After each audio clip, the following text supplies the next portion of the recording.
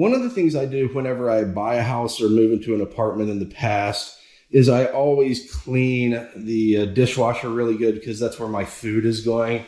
I don't advocate for any one of these products. There's a bunch of them out there. And again, I said this repeatedly in every video, but I'm not paid by anybody. I'm not sponsored by anybody. No one gave me any free stuff. This is all coming out of my own pocket. But one of the things you got to understand is, you've got a water pump down here. And then at least in this one, I've got a macerator, which means all those little food particles, it goes into a drain and chops it up and flushes it away. But you can build up mold and mildew and grease and a bunch of other stuff in there. And you can either pay a couple dollars every couple months to keep the water pump working really well and keep the macerator working really well, or, shorten the lifespan of your dishwasher by not doing it, in which case, at least this one, I think if I replace this now, it would be about $1,500 to $1,600 with an equivalent version that's made today. And this is 16 years old and it's working perfectly fine. I have zero issues with it.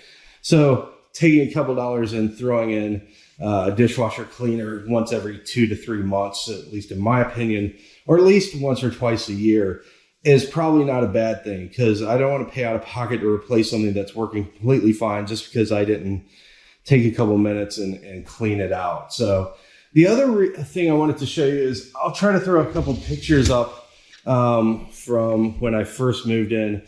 But I guess the previous owner had put knives or whatever in the racks here, and the knives had cut the plastic outer sheathing. And because of that, it was down to the metal, and there was a bunch of rusted parts all in here. To replace the top and lower rack, and then some of the parts in here, like some of these were bad, I think cost me about $450. It wasn't cheap because it's a KitchenAid. But if I looked at how well it's working, and it's got zero issues, and it should have a really decent long lifespan, and it's a high quality unit that's all stainless steel inside, I look at it, and this is my personal opinion. If I'm going to spend $1,000 to buy a new unit completely, but I could fix the unit for at least half the cost or less, I'm probably going to fix it. So that's what I did. The cost of this was almost 3 times to replace the whole unit than it was to replace these. But if you go to your local appliance store, usually they have a service center in back, and you can tell them what make and model is, and they can order new parts for it.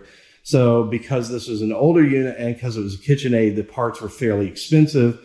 But the good thing is a lot of these plastic pieces here didn't need to be replaced. The lifts that go up and down, so this raises and lowers. And then this top rack that's in here, if I can get it out, which is a silverware rack, it didn't need to be replaced. So when they got all the parts in to do the replacement, in fact, you can see probably a little bit of a color difference between this one and this one. That's because this rack was fine.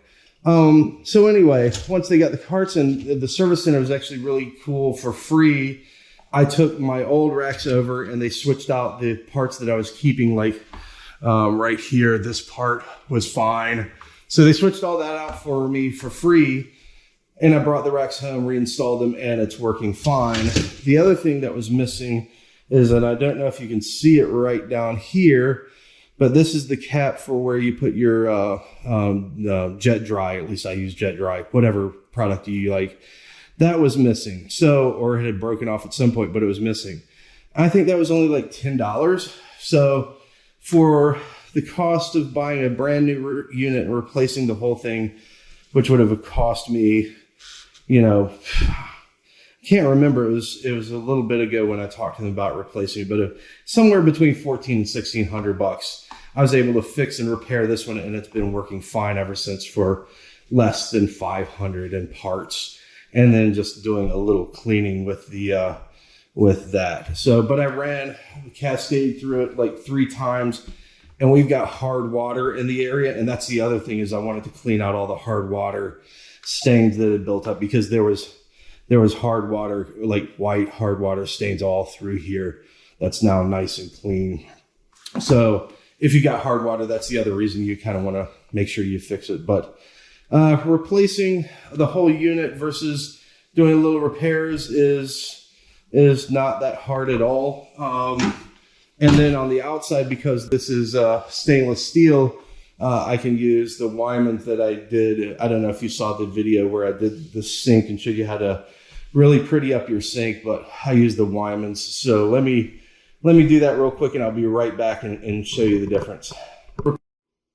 Okay, I don't know if you can tell the difference, but I certainly can. It's shinier, at least to me, and I'm standing here and I don't know how it's coming across on the camera.